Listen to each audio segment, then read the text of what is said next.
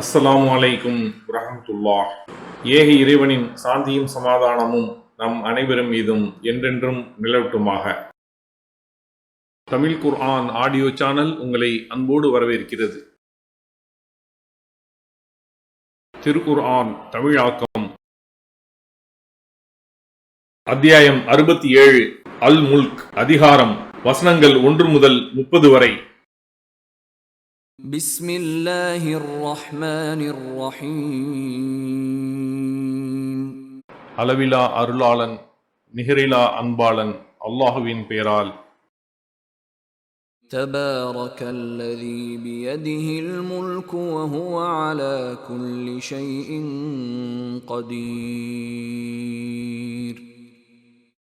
யாருடைய கையில் அதிகாரம் இருக்கிறதோ அவன் பாக்கியமிக்கவன், ஒவ்வொரு பொருளின் மீதும் அவன் ஆற்றலுடையவன். الذي خلق الموت والحياة ليبلوكم أيكم أحسن عملا وهو العزيز الغفور. உங்களில் அழகிய செயலை செய்பவர் யார் என உங்களை சோதிப்பதற்காகவே மரணத்தையும் வாழ்வையும் படைத்துள்ளான். அவன் மிகைத்தவன், மன்னிப்பு மிக்கவன். الذي خلق 7 سماوات طباقا ما ترى في خلق الرحمن من تفاوت فارجع البصر هل ترى من فطور. அவனே 7 வானங்களையும் அடுக்கடுக்காக படைத்தான்.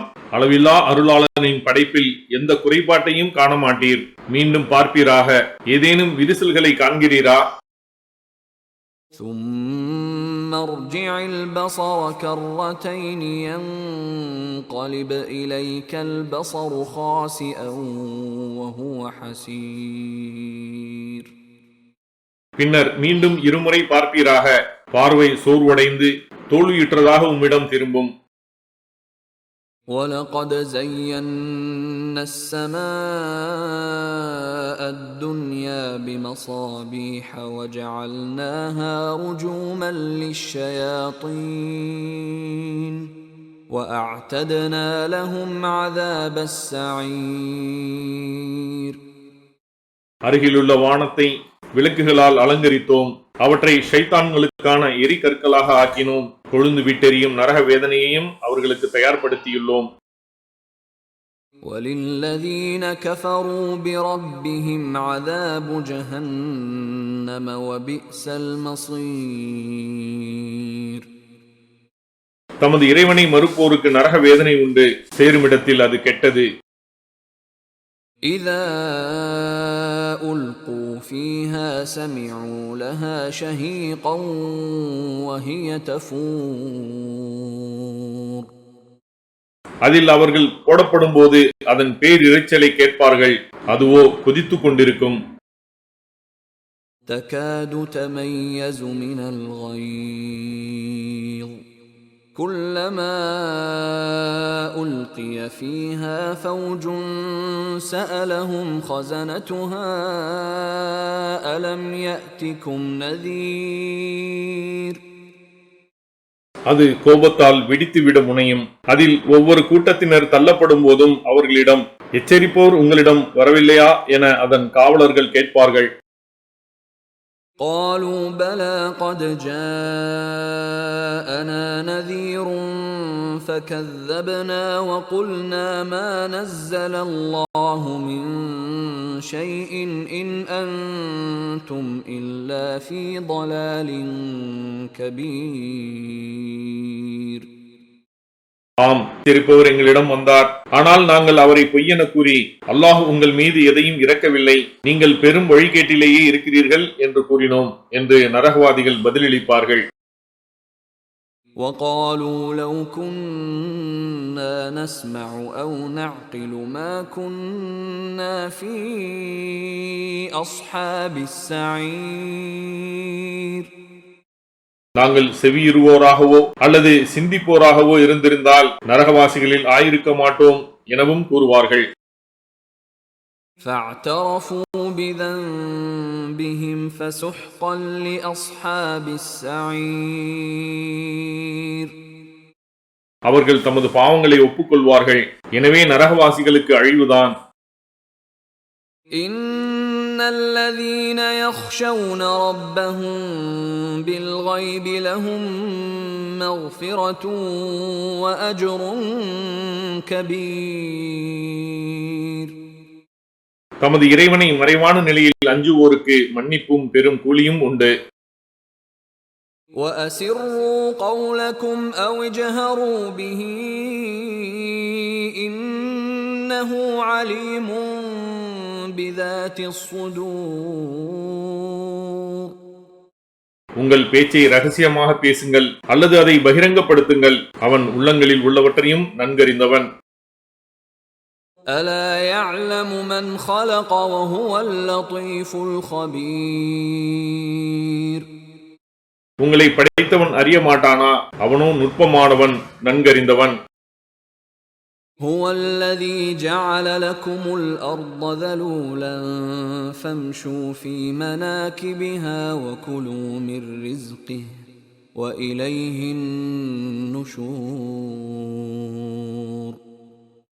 அவனே உங்களுக்காக பூமியை பயணிப்பதற்கு எளிதானதாக படைத்தான். எனவே அதன் பல பகுதிகளுக்கும் சென்று அவனது அருட்கொடையிலிருந்து உண்ணுங்கள். அவனிடமே உயிர்ப்பிக்கப்பட்டு செல்ல வேண்டியுள்ளது. أأمنتم من في السماء أن يخسف بكم الأرض فإذا هي تمور. வானத்தில் இருப்பவன் உங்களை பூமிக்குள் புதைய செய்து விடுவான் என்பதில் நீங்கள் அச்சமற்று இருக்கிறீர்களா? அப்போது பூமி நடுங்கும். أم أمنتم من في السماء أن يرسل عليكم حاصبا فستعلمون كيف نذير. அல்லது வானத்தில் இருப்பவன் உங்கள் மீது கல்மழையை பொழிப்பான் என்பதில் நீங்கள் அச்சமற்று இருக்கிறீர்களா? அப்போது என் எச்சரிக்கை எப்படி இருக்கும் என்பதை அறிந்து கொள்வீர்கள். وَلَقَدْ كَذَّبَ الَّذِينَ مِن قَبْلِهِمْ فَكَيْفَ كَانَ نَكِيرِ. இவர்களுக்கு முன்பிருந்தோரும் பொய்யென கூறினர். அப்போது எனது தண்டனை எப்படி இருந்தது? أَوَلَمْ يَرَوْا إِلَى الطَّيْرِ فَوْقَهُمْ صَافَّاتٍ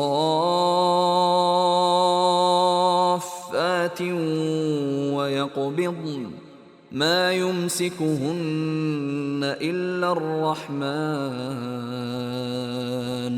إِنَّهُ بِكُلِّ شَيْءٍ بَصِيرٌ. இறக்கைகளை விரித்தவாறும் மடக்கியவாறும் தமக்கு மேலாக பறக்கும் பறவைகளை அவர்கள் பார்க்கவில்லையா? அவற்றை விழாமல் தடுத்து வைத்திருப்பவன் அளவிலா அருளாளனை தவிர யாருமில்லை. அவன் அனைத்து பொருட்களையும் பார்ப்பவன். أَمَّنْ هَذَا الَّذِي هُوَ جُندٌ لَكُمْ يَنصُرُكُم مِّن دُونِ الرَّحْمَنِ إِنِ الْكَافِرُونَ إِلَّا فِي غُرُورٍ. அளவிலா அருளாளனை தவிர உங்களுக்கு உதவும் உங்களுக்கான படையினர் யாரேனும் உள்ளனரா? இறைமறுப்பாளர்கள் ஏமாற்றத்திலேயே உள்ளனர். أَمَّنْ هَذَا الَّذِي يَرْزُقُكُمْ إِنْ أَمْسَكَ رِزْقَهُ بَل لَّجُّوا فِي عُتُوٍّ وَنُفُورٍ.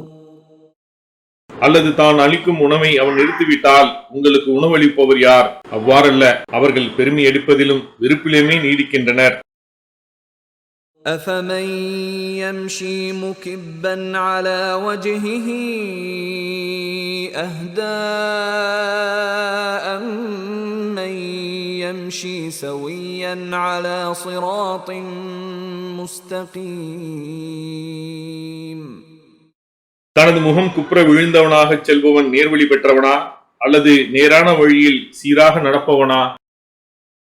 قُلْ هُوَ الَّذِي أَنشَأَكُمْ وَجَعَلَ لَكُمُ السَّمْعَ وَالْأَبْصَارَ وَالْأَفْئِدَةَ قَلِيلًا مَا تَشْكُرُونَ. அவனே உங்களை உருவாக்கி உங்களுக்கு செவி புலனையும் பார்வைகளையும் உள்ளங்களையும் அமைத்தான். நீங்கள் குறைந்த அளவே நன்றி செலுத்துகிறீர்கள் என்று கூறுவீராக. قل هو الذي ذرأكم في الأرض وإليه تحشرون. அவன்தான் உங்களை பூமியில் பரவச் செய்தான், அவனிடமே நீங்கள் ஒன்று சேர்க்கப்படுவீர்கள் என்றும் கூறுவீராக. ويقولون متى هذا الوعد إن كنتم صادقين. நீங்கள் உண்மையாளர்களாக இருந்தால் இந்த வாக்குறுதி எப்போது நிறைவேறும் என அவர்கள் கேட்கின்றனர். قل إنما العلم عند الله وإنما أنا نذير مبين. அல்லாஹ்விடமே அந்த அறிவு இருக்கின்றது, நான் பகிரங்கமாக எச்சரிக்கை செய்பவன் மட்டுமே என்று நபியே கூறுவீராக.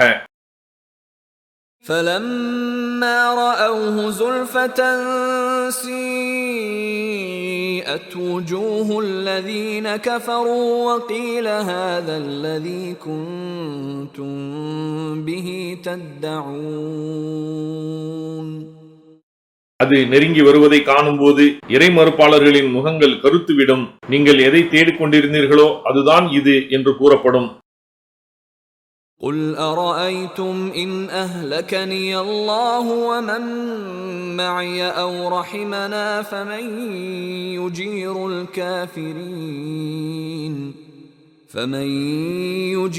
الكافرين من عذاب أليم.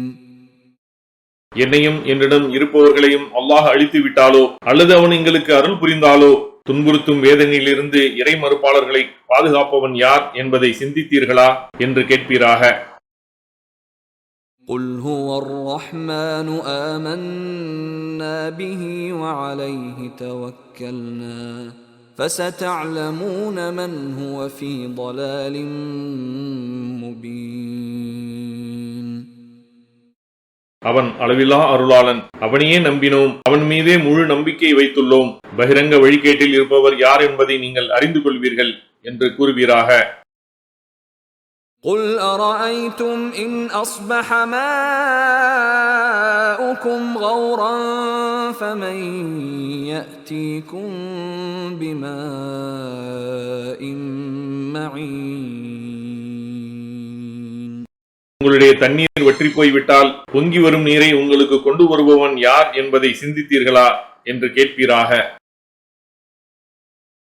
ஜஸாக்கல்லாஹ் ஹைரன். அல்லாஹ் உங்களுக்கு நற்கூலியை வழங்குவானாக. இக்காணொளிகளை பிறருக்கு பகிர்வதன் மூலம் நன்மைகளை பெற்றுக்கொள்ளுங்கள் இன்ஷா அல்லாஹ். இந்த காணொளிகள் தொடர்ச்சியாக உங்களை வந்தடைய சேனலை சப்ஸ்கிரைப் பண்ணுங்க. அத்தோடு அந்த பெல் ஐக்கானையும் கிளிக் செய்தால் இது பற்றிய நோட்டிஃபிகேஷன் உங்களை வந்தடையும் இன்ஷா அல்லாஹ். அஸ்ஸலாமு அலைக்கும் ரஹ்மத்துல்லாஹி வபரகாத்துஹு.